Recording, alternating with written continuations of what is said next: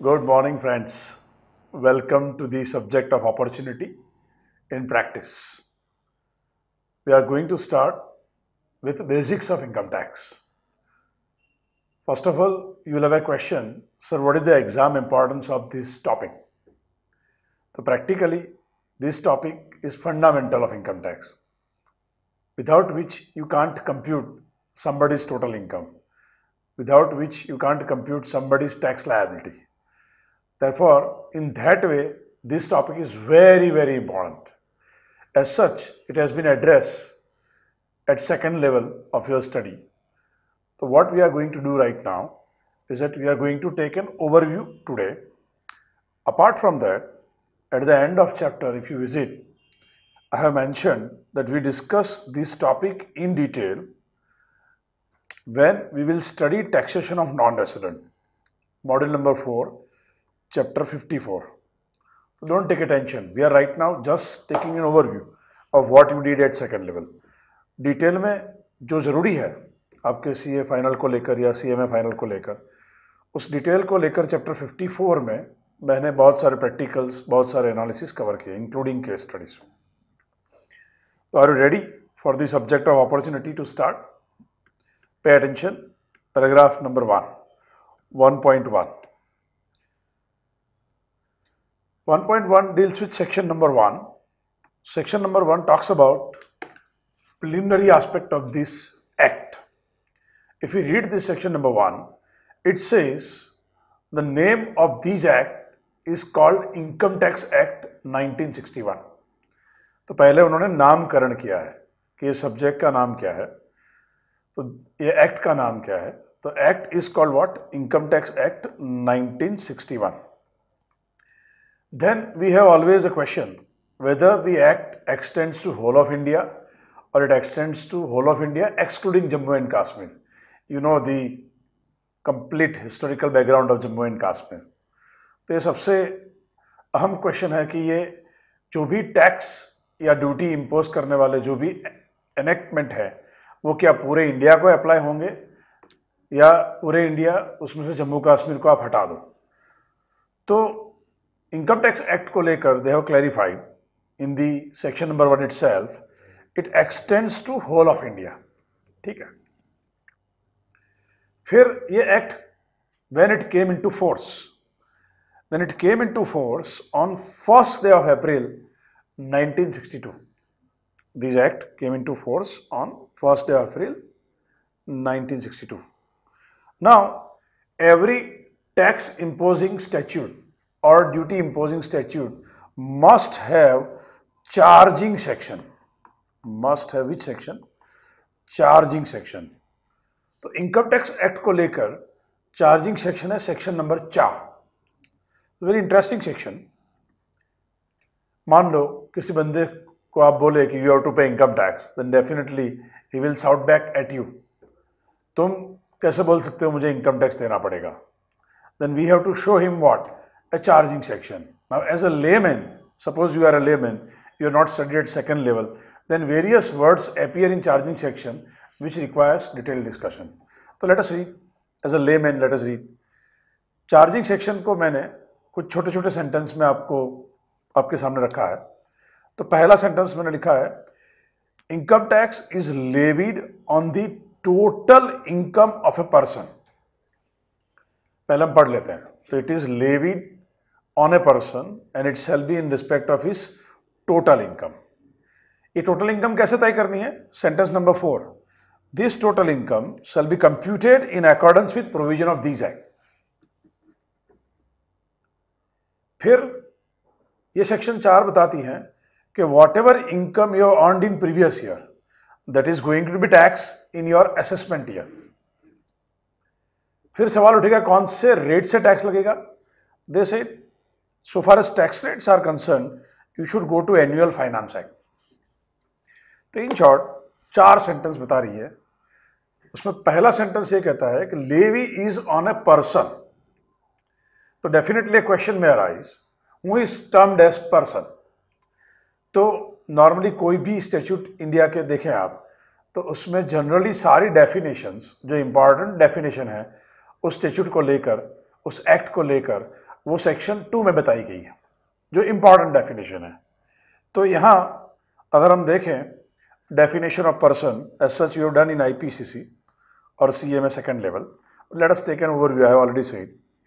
So what is the meaning of word person? The word person is defined under section 2 subsection 31. So levy is on a person, and if you read the law it says person includes, so it is an inclusive definition. Which definition? Inclusive. यानी उन्होंने exhaustive definition नहीं दिया। अगर exhaustive definition उनको देना होता तो they would have written word person means. यहां क्या लिखा है? Person includes. So it is, even one can include more over and above this, but it is an inclusive definition. कौन कौन उन्होंने बताया? यहां 7 category of person they covered here. First individual, second Hindu undivided family, third company, fourth partnership firm, fifth association of person और body of individual. बहुत महत्वपूर्ण word है, whether incorporated और नॉट। एक केस स्टडी जब हम पढ़ेंगे, जब एओपी का चैप्टर पढ़ेंगे, तब इसका इंपॉर्टेंस मैं आपको बताऊंगा। तो उन्होंने लिखा एओपी और बीओआई, लेकिन आगे वर्ड क्या लिखा? वेदर इनकॉर्पोरेटेड एओपी और अनइनकॉर्पोरेटेड एओपी। फिर local authority, and last is every artificial judicial person who are not falling in above category. तो 7 कैटेगरी उन्होंने बताई। Person includes 1 2 3 4 5 6 7। उसमें थोड़ा यहां ध्यान दें, फर्म जो लिखा है, फर्म इंक्लूड्स एलएलपी, ऐसा याद रखें। उन्होंने मीनिंग ऑफ फर्म क्लैरिफाई किया है, और लिमिटेड लायबिलिटी पार्टनरशिप भी फर्म का हिस्सा माना जाएगा। तो basically you know who is termed as person. Now first sentence is tax is levied on a person in respect of his total income. और उन्होंने लिखा है कि टोटल इनकम किस तरह कंप्यूट की जाएगी? तो it should be computed in accordance with provision of these act. तो सवाल ये उठेगा, what is called total income? तो if you just move further तो page number 4 top, section 2 subsection 45 defines term total income, और वहां लिखा है total income means gross total income minus deductions under 80C to 80U. That means I will see you 80C to 80U। बहुत लंबे deduction है, you already come across at second level। तो याद रहे, tax is on total income. ध्यान दें, tax is not on net income. जब भी आप देखेंगे कोई बुक या कोई इंस्टीट्यूट के क्वेश्चन पेपर, तो वो लिखते हैं determine net income. Income tax में कहीं भी वर्ड नेट इनकम नहीं है। इनकम टैक्स में सिर्फ ये वर्ड यूज किए जाते हैं। ध्यान दें, एक है टोटल इनकम, दूसरा है ग्रॉस टोटल इनकम, और तीसरा है एडजस्टेड टोटल इनकम। तो चार्जिंग सेक्शन ये बोलती है tax is on total income. Income tax में नेट इनकम नाम का कोई वर्ड नहीं है। अब बोलेंगे सर अब इसके ऊपर आप इतना स्ट्रेस क्यों दे रहे हैं? जब हम आगे बढ़ेंगे कोर्स को लेकर, then you will realize that oh this is the impact of word what, total income. ठीक है, अभी मैं बहुत परेशान नहीं कर रहा हूं आपको, लेकिन जब वापिस इसको बताऊंगा कि word total income, gross total income की क्या इंपॉर्टेंस है। तो यहां टोटल इनकम डिफाइन किया गया है, it is gross total income minus deduction under which section 80C to 80U। तो अब सवाल ये उठेगा what is gross total income? तो जरा आप इंडेक्स में चले जाइए, इंडेक्स में unit A, gross total income किसको बोलेंगे? तो it start with 5 heads, that is salary, house property, then profits and gains from business profession, then capital gain, and then income from other sources. These 5 heads, उसके पर आपको clubbing chapter apply करना है। You have already come across at second level that income of other person included in first person, that is called what? Clubbing of income if few conditions are satisfied. Then you have to apply chapter set off। अगर आपके पुराने losses हैं या current year के losses हैं तो you can do what? Set off, and if you are not able to set off then you can go for what? Carry forward। यहां तक चैप्टर नंबर 3 से लेकर 9 तक ये जो आप कैलकुलेशन करेंगे, you will get what, gross total income. उसमें से फिर आप डिडक्शन माइनस करेंगे 80C to 80U, and then you will get what, total income. Then you will get what, total income. ठीक है, तो gross total income means 5 head, फिर clubbing, फिर सेट ऑफ, तो जो आपके पास इनकम बचेगी that is called what, gross total income before claiming deduction under which section, 80C to 80U। फिर आप उसमें से डिडक्शन लेंगे, then you will have what, total income. तो tax is on total income. अब सवाल ये उठेगा कि वर्ड लिखा है टोटल इनकम, और टोटल इनकम में डेफिनेशन लिखा है word gross total income minus deduction, उसमें एक वर्ड अपीयर हो रहा है इनकम। तो क्वेश्चन में arise what is called income for income tax act. तो if you look at section 2 subsection 24, definition of income. अब इस डेफिनेशन की शुरुआत करी है उन्होंने, इनकम इंक्लूड्स, क्या वर्ड लिखा है, इनकम इंक्लूड्स। अब दिक्कत यह है कि जब वो लिख रहे हैं इनकम इंक्लूड्स, इसका मतलब ये अगेन कौन सी डेफिनेशन है, एग्जॉस्टिव डेफिनेशन नहीं है, इंक्लूसिव डेफिनेशन है। It is not an exhaustive definition. इसलिए they have not restricted, full and final list नहीं बताया कि इतनी ही आइटम को इनकम माना जाएगा, तो they can extend this also. इसलिए लिखा है मैंने कि this definition does not confine the scope of income but leaves room for more inclusion. अब लंबा लिस्ट है। ये डेफिनेशन ऑफ इनकम आपको कब पढ़ना है, जब हम सारे हेड खत्म कर देंगे। ठीक है, उसके बाद इस डेफिनेशन ऑफ इनकम को आप पढ़ना, बहुत मजा आएगा आपको, तब क्लैरिटी भी आपको ज्यादा आएगी, क्योंकि कुछ इश्यूज मैं डिस्कस करूंगा, जैसे आज भी हम थोड़ा बहुत डिस्कस करेंगे इसको लेकर। लेकिन इनकम के डेफिनेशन में लंबा लिस्ट है, आप देख रहे हैं, लंबा चौड़ा लिस्ट। कब पढ़ेंगे आप उसको, पूरे 5 हेड खत्म होने के बाद। आप बोलेंगे सर हमने सेकंड लेवल पे पढ़ लिए हैं, फिर भी मेरे एंगल से जरा आप 5 हेड पढ़ें और फिर बाद में इसको पढ़ना, तो you will really understand that what is the definition of income. हाँ, एक ओवरव्यू ले रहे हैं हम लोग छोटा सा, कि it includes profits and gains. तो उन्होंने लिखा है कि अगर आप प्रॉफिट्स एंड गेन्स कमा रहे हैं तो इट इज योर इनकम। फिर इट इंक्लूड्स डिविडेंड। बाद में उन्होंने बताया कि इट इज एग्जेम, वो अलग बात है, लेकिन dividend is a part of what, definition of income. फिर भी चैरिटेबल ट्रस्ट को डोनेशंस मिलते हैं, तो दे में आर्ग्यू हम क्यों टैक्स दे, लोग हमें डोनेशन दे रहे हैं, उससे इनकम टैक्स एक्ट को क्या लेना देना। तो उन्होंने बताया है इनकम में voluntary contribution received by trust और institution, that is also called what, income. फिर एम्प्लॉय चिल्लाएंगे, मेरा एम्प्लॉयर मुझे रेंट फ्री एकोमोडेशन दे, उसे इनकम टैक्स डिपार्टमेंट को क्या, वो थोड़ी इनकम है, वो तो हमें एकोमोडेशन मिला है, मुझे तो कार मिली है। वो बोलते हैं शांति रखो भाई, हमने लिख दिया इनकम इंक्लूड्स व्हाट, पर्क और profit in लिeu of salary which is taxable under which section 17। ऐसा लंबा लिस्ट है। उसमें जो अमेंडमेंट है, जैसे एक ये है कैपिटल गेन।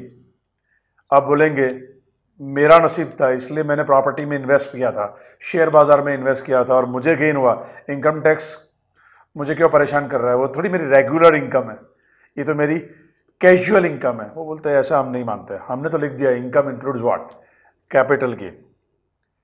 ठीक है, फिर अमेंडमेंट, इसको आप इंपॉर्टेंट करें, ये फाइनेंस एक्ट 2018 का अमेंडमेंट है, इफेक्टिव फ्रॉम असेसमेंट ईयर 1920। जैसे आपने पढ़ा था सेकंड लेवल में, conversion of capital asset into stock in trade, it will attract capital gain under section 45 subsection 2 when you convert your capital asset into stock in trade। अब उन्होंने उल्टा लिख दिया, उल्टा क्या लिख दिया, you convert your stock in trade into capital asset। तो उन्होंने बताया कि जिस दिन आप कन्वर्जन करेंगे उस दिन जो फेयर मार्केट वैल्यू होगी स्टॉक इन ट्रेड की, वो आपकी इनकम मानी जाएगी। तो अब उल्टा लिखा उन्होंने, be careful of this amendment, conversion of stock in trade into what, capital asset, वो आपकी इनकम मानी जाएगी। क्या इनकम मानी जाएगी, जिस दिन आप कन्वर्जन कर रहे हैं उस दिन स्टॉक इन ट्रेड की फेयर मार्केट वैल्यू। ठीक है, this is one of the important amendment, we will discuss the entire impact of amendment when we will study chapter capital gain.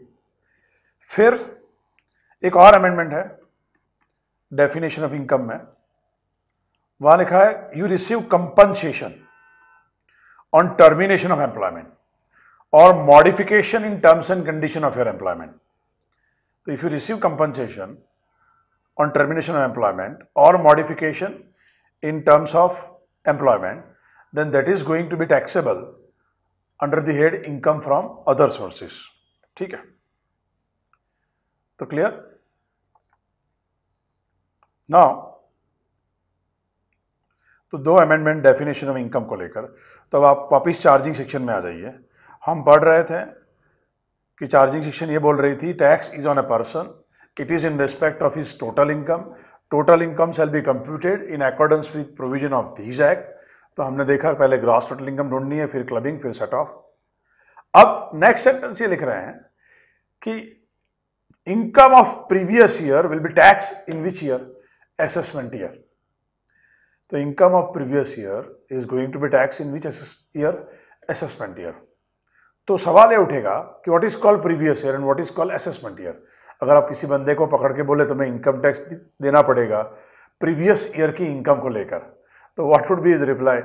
जो हमारे टाइम पे बहुत बहुत पॉपुलर सॉन्ग था, हमारे टाइम पे नहीं, आई थिंक आपके ग्रैंडफादर के टाइम पे, यानी मेरे पिताजी के टाइम पे, जो चला गया उसे भूल जा। तो आप किसी को बोलेंगे कि प्रीवियस ईयर की इनकम को लेकर हम टैक्स लेंगे, तो what normally he will tell, भाई प्रीवियस ईयर है, जाने दो, चला गया उसे भूल जाओ, नया साल नई शुरुआत। तो previous year needs to be defined, assessment year needs to be defined. तो if you read first of all definition of term assessment year, section 2 subsection 9 definition दी गई है सेक्शन 2 के अंतर्गत। असेसमेंट ईयर ये कहता है it means a period of 12 months starting from the first day of April every year. तो it is very clear कि असेसमेंट ईयर शुरू होगा कब? फर्स्ट डे ऑफ अप्रैल, और वहां से 12 महीने यानी अगले 31 मार्च तक। जैसे एग्जांपल लें कि असेसमेंट ईयर है 15-16, तो it will commence on which day? First day of April 15, और खत्म कब होगा? 31 मार्च 16 को। That is simple definition of assessment year. ठीक है, अब हमने पढ़ा कि income of previous year is going to be taxed in which year? Relevant assessment year. तो सवाल ये उठेगा what is called previous year. मजे की बात यह है कि प्रीवियस ईयर की डेफिनेशन सेक्शन 2 में नहीं दी गई है, प्रीवियस ईयर की डेफिनेशन सेक्शन 3 में बताई गई।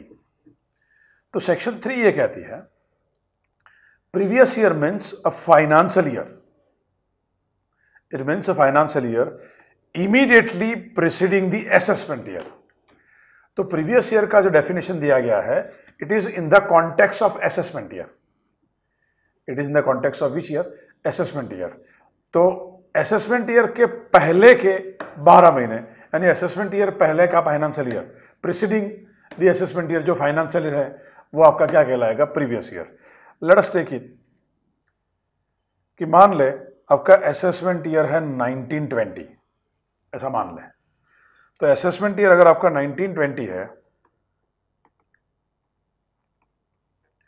तो आपका प्रीवियस ईयर क्या कहलाएगा? A financial year immediately preceding this. तो immediately preceding this would be what?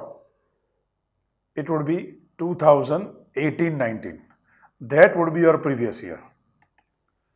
तो कहना क्या चाहते हैं इनकम टैक्स एक्ट में कि जो इनकम आप प्रीवियस ईयर 18-19 में कमाएंगे, that is going to be tax when? In the assessment year 1920, which is logical. क्योंकि प्रैक्टिकल लाइफ में आप देखें तो जैसे आपका 31 मार्च 19 खत्म होगा प्रीवियस ईयर, क्या इमीडिएटली आप गवर्नमेंट में रिटर्न फाइल करेंगे? नहीं। आप रिटर्न कब फाइल करेंगे? जुलाई में, सितंबर में, depending upon the due date applicable to your case. तो इसका मतलब कि आपकी जो इनकम आपने कमाई 18-19 में, उसके आप अकाउंट्स तैयार करेंगे, उसकी आप टोटल इनकम कैलकुलेट करेंगे जिस तरह उन्होंने बताया एक्ट के अंदर, और इसके लिए आपको टाइम चाहिए, अकाउंट खत्म करने में, कंप्लीट करने में टाइम चाहिए, फिर टोटल इनकम कंप्यूट करने में टाइम चाहिए, फिर आप क्या करेंगे? सेल्फ असेसमेंट टैक्स देंगे, और फिर आपका रिटर्न दर्ज करेंगे कब? After 31 March 19। After 31 March 19 is nothing but which year? Assessment year. तो उनका कहना यह है कि income of previous year is going to be assessed in which year? Assessment year 1920। ठीक है, तो I think it's clear on that part. तो यहां लिखा है एग्जाम्पल कि income earn during previous year 18-19 is going to be taxable in the assessment year what 1920. ठीक है, अब इस डेफिनेशन यहां खत्म नहीं हो रही है। इस डेफिनेशन को लेकर एक प्रोवाइजो है, यानी ऊपर जो उन्होंने लिखा कि it is a financial year immediately preceding assessment year, ये प्रोवाइजो ये कहता है वो रूल एप्लीकेबल नहीं होगा in certain situation. Proviso normally stands for exception. When I speak the word proviso means it stands for what? Exception. ठीक है, तो ये प्रोवाइजो क्या कहता है कि अगर आपका बिजनेस न्यूली सेटअप है, अगर आपका प्रोफेशन न्यूली सेटअप है, या आपके जीवन में कोई नया सोर्स ऑफ इनकम प्रकट हो रहा है, तो इस केस में आपका previous year will commence on the day when you set up business and it will end on the day when last day of financial will कम।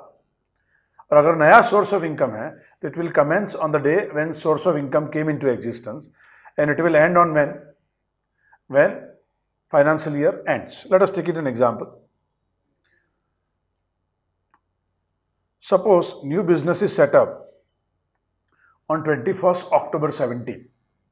ठीक है, तो आपका फर्स्ट प्रीवियस ईयर इस बिजनेस को लेकर it will be what? Period starting from 21st October 17 and ending with what? Last day of financial year, that is what? 31st March 18. तो ये आपका फर्स्ट प्रीवियस ईयर कहलाएगा, starting from 21st October 17 and ending with what? 31st March 18.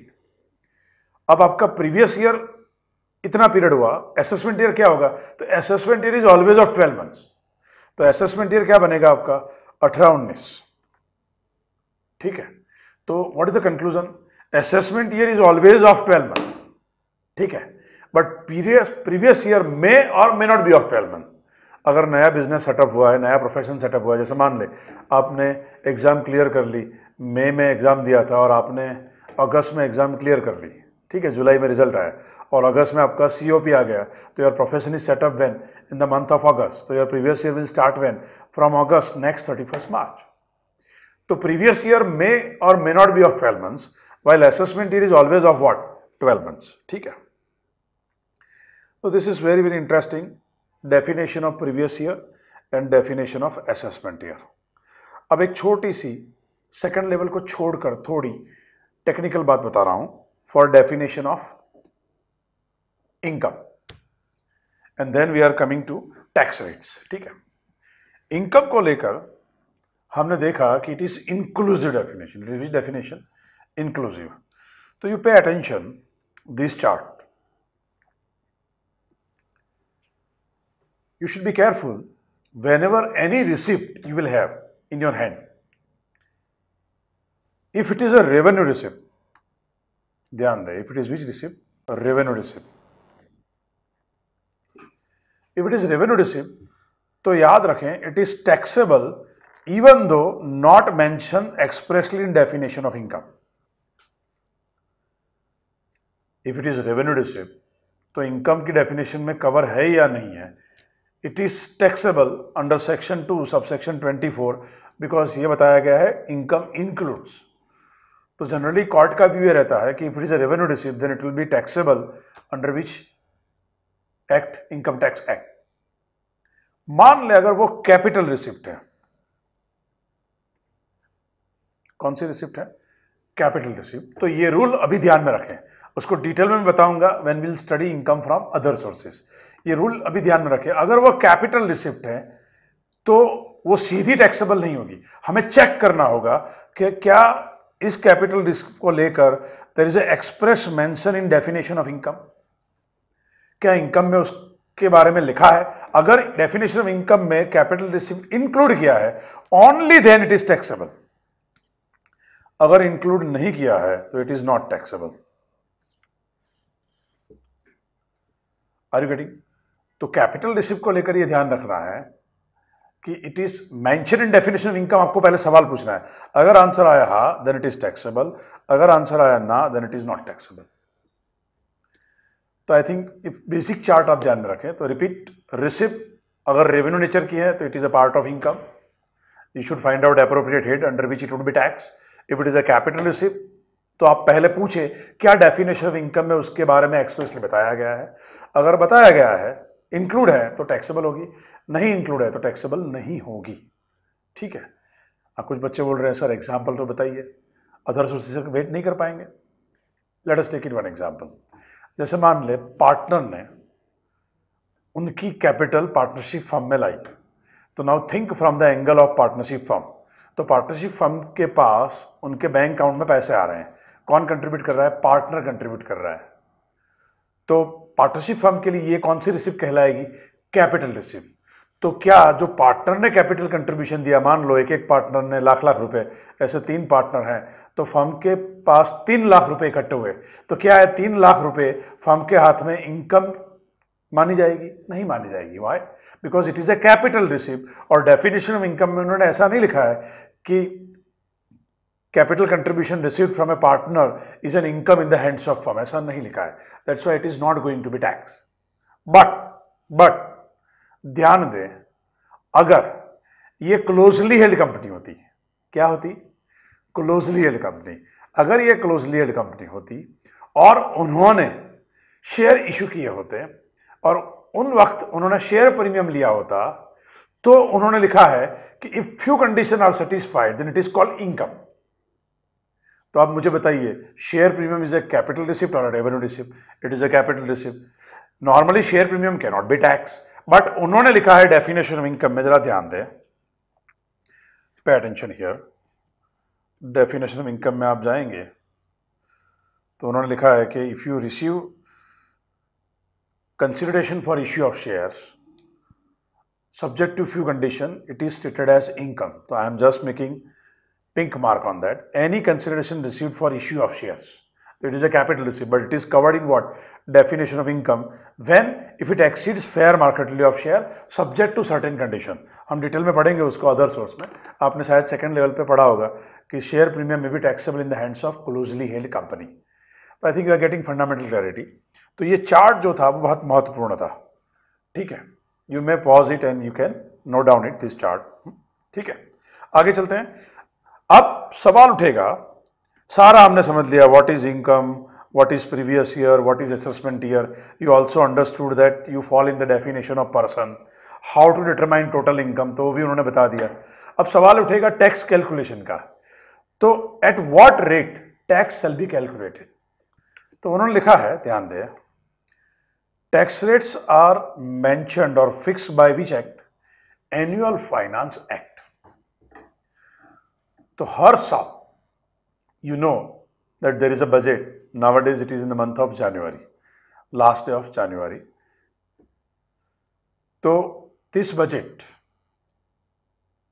that you know, in that they will let you know what are the tax proposals for coming financial year, so that you can plan your affairs to bring your tax liability to the minimum. तो आपको advance में वो बताएंगे कि अगले साल आपके ऊपर किस तरह टैक्स लायबिलिटी अट्रैक्ट होने वाली है, कौन से रेट से होने वाली है, कौन सा प्रोविजंस आपको अप्लाई होने वाला है। All that they will come out with a budget, and then when it get assent from the president, it become an annual finance act, where particularly one of the portion in the budget is what? A finance act. तो सवाल ये उठेगा हर बच्चे का कि sir हमारी exam को लेकर कौन सा फाइनेंस एक्ट एप्लीकेबल होगा। तो ध्यान दें, those who are appearing in May 19, November 19, if it is CA examination, और अगर वो CA में या CS एग्जामिनेशन है तो जून 19 और दिसंबर 19, उनको फाइनेंस एक्ट 2018 अप्लाई होगा। When I speak finance act 2018, यानी आप समझ सकते हैं कि बजट आया कब? जनवरी 18 में। ठीक है, बजट आया कब? जनवरी 18 में, और वो बताएगा टैक्स प्रपोजल कौन से साल को लेकर? प्रीवियस ईयर, ध्यान दें, प्रीवियस ईयर 18-19। यानी आपको एडवांस में बताया जाएगा कि अगले साल आपके साथ ये प्रकार के हमले होने वाले हैं, आपको ये एग्जेम्पशन मिलने वाला है, ये डिडक्शन मिलने वाला है, ये टैक्स रेट एप्लीकेबल होने वाला है। तो that they will fix it by what, finance act. और आपकी एग्जाम को लेकर फाइनेंस एक्ट कौन सा एप्लीकेबल है, 2018। अब जब मैं बताऊं कि प्रीवियस ईयर इज 18-19, तो what would be your assessment year? Assessment year would be 19-20। तो I think you are very clear. तो बहुत आसान है, आपका अटेम्प्ट 19 में है, पे अटेंशन, आपका अटेम्प्ट 19 में है, तो आपको फाइनेंस एक्ट -1 अप्लाई होगा। जो आपका अटेम्प्ट है -1, यानी मान लो आपका अटेम्प्ट नवंबर 19 में है, तो भी फाइनेंस एक्ट क्या अप्लाई होगा, 18। क्योंकि नवंबर 19 वाले बच्चे जब एग्जाम देंगे, इवन मई 19 वाले, तब एक और बजट जनवरी 19 में आया होगा, तो वो बजट आपको एप्लीकेबल नहीं है। वो किसको एप्लीकेबल होगा, जो जनवरी 19 में बजट आएगा, और फिर फाइनेंस एक्ट जब प्रेसिडेंट उसको असेंट देंगे, तो ये किसको अप्लाई होगा, मई 20 नवंबर 20 को। इन शॉर्ट कुछ बहुत परेशानी लेने की जरूरत नहीं है, आपका जिस साल में अटेम्प्ट है -1। अब जब फाइनेंस एक्ट 18 है, तो आगे जो प्रीवियस ईयर शुरू होने वाला है 1 अप्रैल 18 से 31 मार्च 19, उसमें आप जो कमाएंगे उसको लेकर ये सारी टैक्स प्रपोजल अप्लाई होगी। दैट मीन्स असेसमेंट ईयर क्या बनेगा, 19-20। I think very clear, no confusion, ठीक है। तो उन्होंने बताया कि tax rate are fixed by what, annual finance act. अब आगे चलते हैं थोड़ा बहुत। सेक्शन नंबर 5, सवाल ये उठता है कि भाई मैं हिंदुस्तान में कम रहता हूं, जब मैं हिंदुस्तान में कम रहता हूं, थोड़ा बहुत कमा लेता हूं, बाकी सारी मेरी इनकम तो यूएस में है, तो यूएस में कमाता हूं, तो व्हाई शुड आई पे टैक्स इन इंडिया? और question will be how much income will be tax in India in my case, because I have got certain income in India, certain income in other country also may demand tax. तो उसको लेकर we have got section 5. तो section 1 preliminary short title and commencement of these act, section 2 definition, section 3 definition of previous year, section 4 is charging section, और अब क्या देखने जा रहा है, section 5। तो section 4 ये बोलती है कि हम आपकी टोटल इनकम पे टैक्स लेंगे। तो सवाल ये उठेगा कि मेरी टोटल इनकम का स्कोप कितना रहेगा, what is the scope of total income? तो that scope is given under which section, section 5। और आपने सेकंड लेवल में पढ़ा था, this scope depends on which status, residential status. It depends on what, residential status, whether you are resident, ordinary resident, whether you are resident but not ordinary resident, or whether you are non-resident, ठीक है। तो that is given under which section, section 5। और वो लिखती है कि depends on what, residential status. तो सवाल ये उठेगा how to determine what, residential status. तो that is given under which section, section 6। That is given under which section, section 6। तो let us look at section 6 first.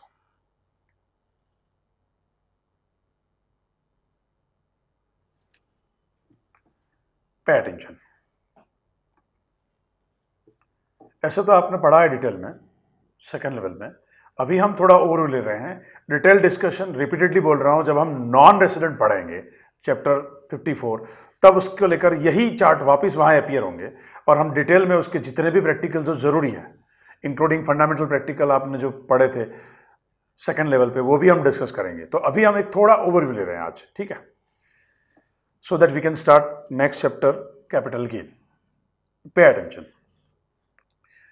अगर individual है तो section 6(1) ये बोल रही है कि क्या individual satisfy any of the basic condition. अगर आंसर आया हा, एक आध भी बेसिक कंडीशन में सेटिस्फाई कर ली, तो he is called what, resident. अगर रेसिडेंट है तो हम चेक करते थे कि क्या वो both the additional condition fulfil करता है। तो दो एडिशनल कंडीशन है, क्या वो दोनों एडिशनल कंडीशन फुलफिल कर रहा है? अगर वापिस आंसर आया हा, तो वो क्या कहलाएगा, रेसिडेंट एंड ऑर्डिनरी रेसिडेंट, ठीक है। अगर आंसर आया ना, तो वो क्या कहलाएगा, resident but not ordinary resident.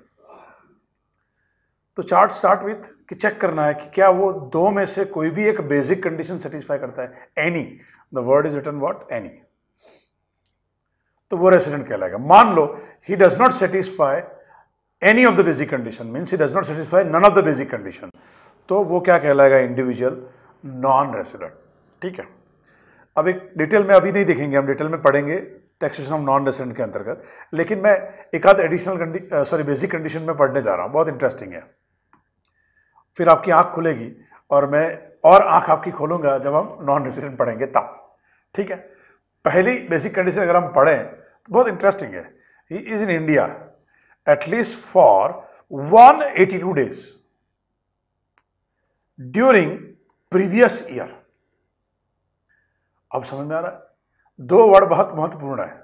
We need to check it out, his presence in India during when, previous year. तो दो वर्ड बहुत महत्वपूर्ण है, एक प्रीवियस ईयर की डेफिनेशन जो हम पढ़ चुके हैं, एक प्रीवियस ईयर की डेफिनेशन हम पढ़ चुके हैं, तो we have to see his presence during previous year. अब जब प्रीवियस ईयर पढ़ चुके हैं तो याद करें हमने क्या पढ़ा, अगर नया बिजनेस सेटअप हुआ है तो प्रीवियस ईयर कब शुरू होगा, 1 अप्रैल से नहीं, जब शुरू हुआ, सेटअप हुआ नया बिजनेस, उस दिन से प्रीवियस ईयर कमेंस होगा। Are you getting? तो उसकी प्रेजेंस मुझे प्रीवियस ईयर के दौरान देखनी है। तो किसी ने नया बिजनेस सेटअप किया तो उसका प्रीवियस ईयर हमें कहां से शुरू होने वाला है, उस डेट से, तो उसकी प्रेजेंस हमें उस डेट से काउंट करनी है, नहीं कि 1 अप्रैल से। बच्चे बोल रहे हैं सर हजम नहीं हुआ, देखेंगे बहुत बढ़िया से हम देखेंगे हम नॉन रेसिडेंट में, लेकिन प्रीवियस ईयर वर्ड का महत्व है। फिर दूसरा वर्ड आप देखें तो बहुत बढ़िया वर्ड है, द टर्म इंडिया। कम नसीबी इस देश की ये है, इस देश की, कि जो लॉ फ्रेमर थे, with due respect of Baba Saheb Ambedkar और उनकी टीम, जो लॉ फ्रेमर थे, उन्होंने इंडिया की डेफिनेशन अलग अलग एक्ट को लेकर अलग अलग बताई, और उसके बाद जो भी सक्सेसर आए अम्बेडकर के बाद, जो भी सक्सेसर आए, उन्होंने जो जो एक्ट लिखे, पता नहीं, कस्टम एक्ट लिखा, एक्साइज तो पुराना था ही 1944 का उन दिनों, अब रिप्लेस हो गया जीएसटी। ठीक है, तो जो जो एक्ट लिखे उन्होंने, हर एक एक्ट में इंडिया की डेफिनेशन अलग अलग। तो कम नसीबी ये है कि India is also defined in income tax act also, और बहुत देर कर दी उन्होंने इंडिया की डेफिनेशन इनकम टैक्स एक्ट में लिखने में, बहुत देर। मुझे जब तक याद है, I think they brought this definition somewhere in 2009।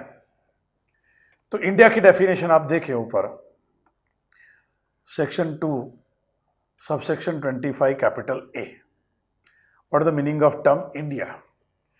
तो it says India means a territory of India as referred to in article 1 of the constitution. तो it says that mass territory, जिसके बारे में आर्टिकल 1 ऑफ द कॉन्स्टिट्यूशन में बताया गया है, it is a part of India. तो जो मास लैंड आप जानते हैं, जम्मू कश्मीर से Kanyakumari, it includes its territorial water. तो उन्होंने आगे लिखा, it is also covering territorial water. Then they said seabed and subsoil underlying this water. तो under this water, the subsoil and seep, it is also a part of India. Then they says it includes continental shelf, it includes exclusive economic zone. So but obviously when we talk about territorial water, so how do you demarcate the water, that this water belongs to India and this water belongs to what? Pakistan, when we look at the sea. So worldwide, internationally, it has been agreed for some exclusive economic zone where both the countries, जैसे यहाँ हम पाकिस्तान और भारत की बात कर रहे हैं, in their demarcation they can carry out economic activity like drilling for the purpose of oil, like fishing, जो फिशरमैन, तो कभी कभी नहीं हम देखते हैं कि हमारे फिशरमैन गलती से ये क्रॉस कर दिए उन्होंने ये जोन, तो पाकिस्तान में उनको, पाकिस्तान की आर्मी ने उनको पकड़ लिया। उल्टा भी होता है, हमारी आर्मी उनके फिशरमैन को पकड़ लेती है। तो exclusive economic zone is also a part of India। और लिखा है any other maritime zone referred to in, उसका स्पेशल एक्ट है territorial water continental shelf exclusive economic zone maritime act 1976। In short, पहला पार्ट क्या बोलता है डेफिनेशन ऑफ इंडिया का? It is a mass land, that what we understand, but that is referred to in article 1 of the constitution, plus territorial water. Territorial water कहां तक? तो it is normally territorial water is defined as 12 nautical mile, and when we go for exclusive economic zone, maritime zone, then it is 200 nautical mile in the territorial water in the sea. तो वहां तक जो है वो India कहलाएगा. फिर बाद में उन्होंने अमेंडमेंट किया था, and it includes air space above this territory and territorial water. तो India includes what? Air space. अब आप मुझे बताइए, बेसिक कंडीशन जब आप चेक करेंगे तो कोई बंदा इंडिया की एयर टेरिटरी में एंटर हुआ, then he still called what? In India. हाँ, उसको लैंड होते हुए एयरपोर्ट पे कुछ टाइम लग गया, लेकिन मोमेंट ही enter the air space of India, his presence is counted to be where? In India. तो it is very difficult how to count this 182 days. तो ये सारा हम डिस्कस करेंगे. कहां? आप समझ में आ गया, टैक्सेशन ऑफ नॉन रेसिडेंट में. ठीक है. तो section 6(1) deals with what? Residential status of individual. Section 6(2) थोड़ा डिटेल में हम देख रहे हैं यहां. It deals with residential status of home? HUF. वहां उन्होंने लिखा है कि residential status of HUF depends on the fact whether control management of its affairs are situated in India. So look at some chart. अगर HUF का control management wholly in India है, it is what? Wholly in India, then that HUF is said to be what? A resident. Moment HUF is resident, then we need to check whether Karta of HUF, manager of HUF, the eldest member of the HUF, whether he satisfies both the additional condition.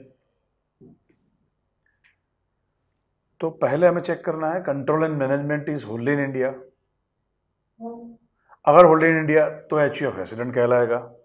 अगर HUF resident कहलाएगा तो check करना है क्या करता satisfies both the additional condition. अगर answer आया हाँ, तो वो HUF कहलाएगा resident and ordinary resident for the purpose of income tax. अगर आंसर आया ना, तो वो HUF कहलाएगा resident but what? Not ordinary resident. तो नॉर्मली जब हम पढ़ेंगे तब मैं ऐसे शॉर्ट में वर्ड यूज करूंगा, resident and ordinary resident, and resident but not ordinary resident, RBNOR. ठीक है. अगर मान लो control is partly in India and partly outside India, तो control is still partly in India, तो भी ये रेसिडेंट कहलाएगा. तो होली इन इंडिया तो भी रेसिडेंट, HUF का control and management partly India तो भी रेसिडेंट. अगर होली आउटसाइड इंडिया है तो वो नॉन रेसिडेंट बन जाएगा. ठीक है. तो this is control and management theory. The question में arise how one can determine the control and management of the affairs of HUF. Then it says it depends where, ये वर्ड क्रैम कर ले, where head, seat and directing power of the HUF are situated. Where head, seat and directing power are situated. If they are situated either wholly in India or partly in India, then it is called what? Resident. Otherwise it is called what? Non-resident. ठीक है. फिर next है for firm and AOP, section 6(2). Firm AOP को लेकर भी same chart है, no difference, like it is similar to HUF. लेकिन क्या ध्यान रखना है, फॉर्म AOP को लेकर सिर्फ दो स्टेटस पॉसिबल है, आइदर रेसिडेंट और non resident. Form AOP company, they can never be resident and ordinary resident, resident but not resident. That kind of status is not possible. It can be either resident or what? Non-resident. ठीक है. तो form AOP को लेकर आप देखेंगे तो if control management is wholly in India then resident, partly in India then resident, and wholly outside India then non-resident. ठीक है. फिर सेक्शन 6(3) अभी ओवरव्यू ले रहे हैं, डिटेल में देखेंगे नॉन रेसिडेंट में.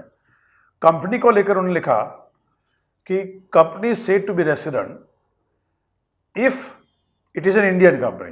यानी इंडियन कंपनी है तो दिमाग नहीं लगाना है, इट इज ऑलवेज रेसिडेंट. अगर कौन सी कंपनी है? इंडियन कंपनी, तो इट इज ऑलवेज रेसिडेंट. अगर वो इंडियन कंपनी नहीं है तो उनके लिए हमें कंसेप्ट देखना है POEM, हमें पूरी पोएम पढ़नी है। प्लेस ऑफ इफेक्टिव मैनेजमेंट उसका कहाँ है? Place of effective management poem. तो आप बचपन में पोएम पढ़े थे, अब मेरे साथ आप 50 मिनट और नई पोएम पढ़ेंगे। Place of what? Effective management. तो उसका पोएम कहाँ है? If POEM is in India, then we can say that company which is not an Indian company, वो भी क्या कहलाएगी? रेसिडेंट। पोएम की बेसिक मीनिंग बताई है। POEM means a place where key management and commercial decision necessary for the conduct of business as a whole in substance are taken. क्या कहते हैं? Where key management and commercial decision, जहां लिए जा रहे हैं उसको पोएम कहलाएगा। की मैनेजमेंट एंड कमर्शियल डिसीजन कैसे? Which are necessary for the conduct of business. Business कैसा? इन पार्ट नहीं, बोलते हैं as a whole. In substance, in reality कहां लिए जा रहे हैं ये डिसीजन, वो प्लेस को क्या माना जाएगा? Place of effective management. तो चार्ट क्या बनेगा? Pay attention on screen. If it is Indian company then it is always resident, आपको पीओईएम देखना ही नहीं है। लेकिन if it is a company other than Indian company, तो चेक करना है कि पीओईएम इंडिया में है तो रेसिडेंट, अगर पीओईएम नॉट इन इंडिया है तो नॉन रेसिडेंट। क्लियर?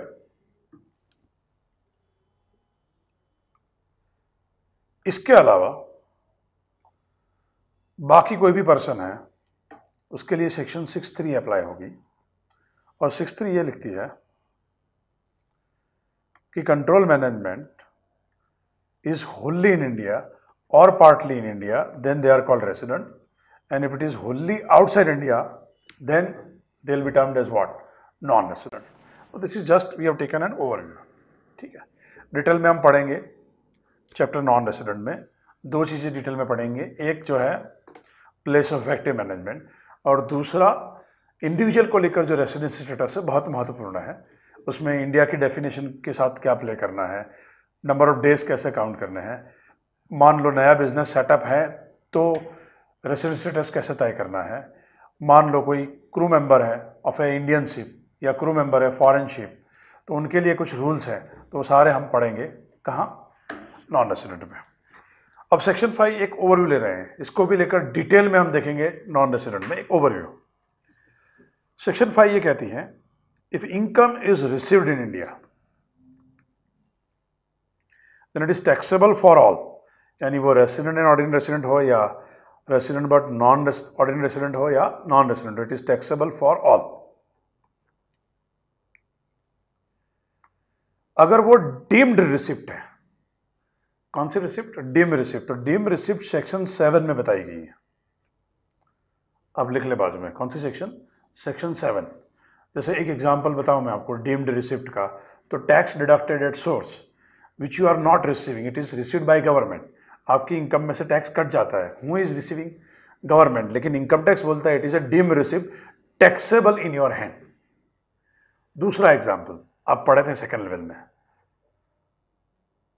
अगर आप याद करें तो contribution to recognised provident fund in excess of 12% of salary, तो आरपीएफ को लेकर आपका एम्प्लॉयर आपकी 12% सैलरी से ऊपर कंट्रीब्यूट कर रहा है, तो वो हम क्या करते थे? इनकम में ऐड करते थे, सैलरी इनकम में। तो it is called deemed receipt, ऐसा लिखा है सेक्शन 7 में।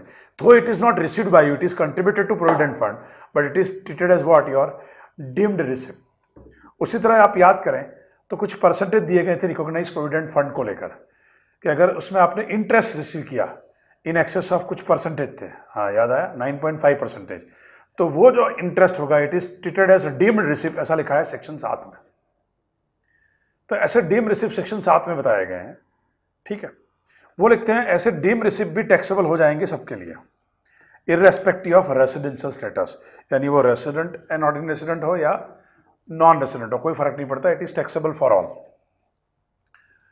फिर अगर इनकम आपकी इंडिया में एक्रू हो रही है या इंडिया में अराइज हो रही है, डिटेल में हम देखेंगे नॉन रेसिडेंट में, what is called accrue arise, what is called deem to accrue arise.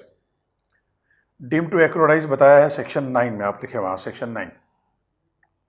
तो अगर आपकी इनकम एक्रू हो रही है इंडिया में या डीम टू एक्रू हो रही है सेक्शन 9 के अंतर्गत, तो irrespective of your residence status this income is going to be taxable in your hand.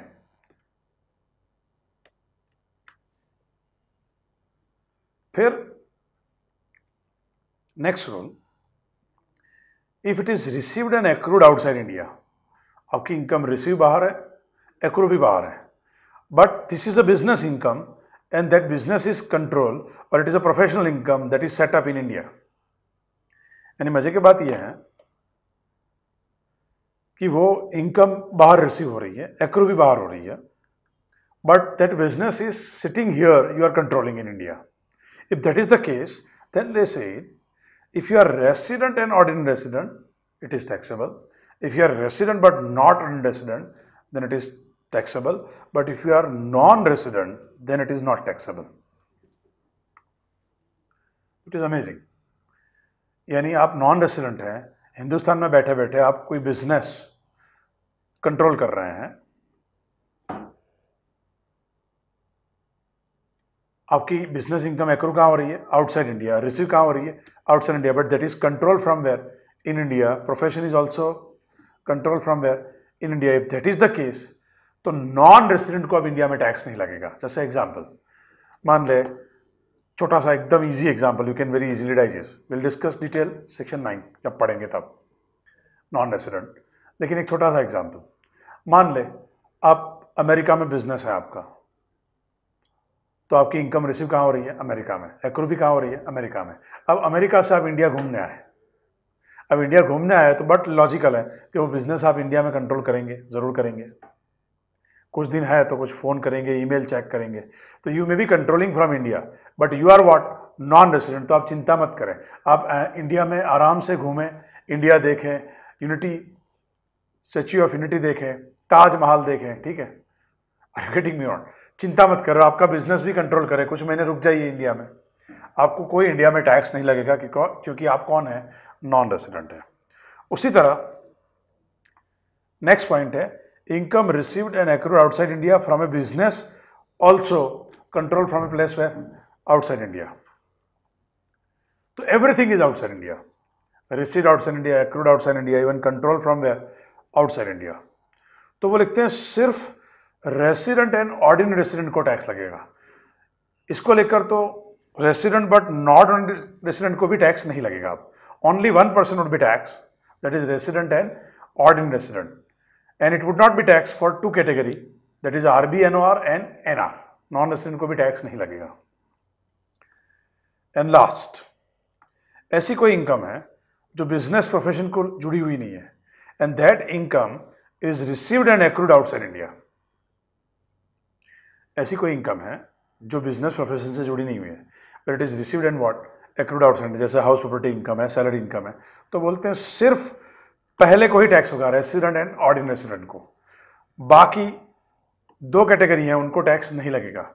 इसलिए आपको सेकेंड लेवल में पढ़ाया गया था कि अगर आप रेसिडेंट एंड ऑर्डिनरी रेसिडेंट हैं तो टैक्स इंसिडेंस इज हाईएस्ट, क्योंकि सारी global income is taxable. Tax incidence is what? Highest. कहीं भी उन्होंने क्रॉस नहीं रखा है.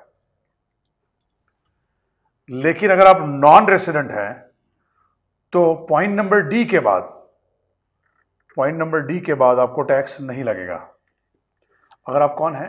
नॉन रेसिडेंट है. इसलिए सेक्शन 9 का बहुत महत्व है इंटरनेशनल टैक्सेशन में, क्योंकि section 9 is a dimming fiction.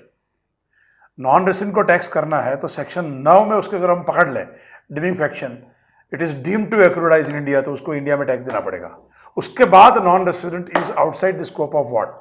Indian taxation. इसलिए सेक्शन 9 बहुत डिटेल में हम देखेंगे जब हम नॉन रेसिडेंट पढ़ेंगे तब. तो मैंने लिखा है कि for detail discussion of section 5, section and section 9 हम पढ़ेंगे कहां? Taxation of non resident, chapter 54. तो I think clear basics of income tax. अब जो भी सर्विस प्रोवाइडर हैं, सीए क्लब हैं, सीए कार्ड हैं, या शिवम पब्लिकेशन है, या स्टडी एट होम है, जो भी सर्विस प्रोवाइडर हैं, आप जिससे भी ये पेन ड्राइव में लेक्चर परचेज करेंगे, तो सवाल ये उठेगा कि सर कौन से सीक्वेंस में मुझे स्टडी करना है। तो मॉड्यूल 1 को लेकर ध्यान दें, मॉड्यूल 1 को लेकर फॉर इफेक्टिव अंडरस्टैंडिंग आप इस सीक्वेंस में स्टडी करें। पहले कैपिटल गेन सुने, फिर अदर सोर्सेस, फिर पीजीबीपी, फिर deductions from gross total income, क्योंकि एग्जाम के लिए सारे बहुत महत्वपूर्ण है, फिर computation of total income and tax liability, फिर एग्जेम्प्ट इनकम, और फिर जो छोटे छोटे चैप्टर थे जिसको लेकर सीए फाइनल में बहुत कम रेलेवेंस है, लेकिन I will discuss something on that, salary, house property, clubbing and ठीक है। तो I think your mind is clear कि जब भी आप पढ़ेंगे तो चैप्टर सीक्वेंस जब आप मॉड्यूल 1 पढ़ेंगे तो ये फॉलो करेंगे। तो shall we end this first session. Thank you.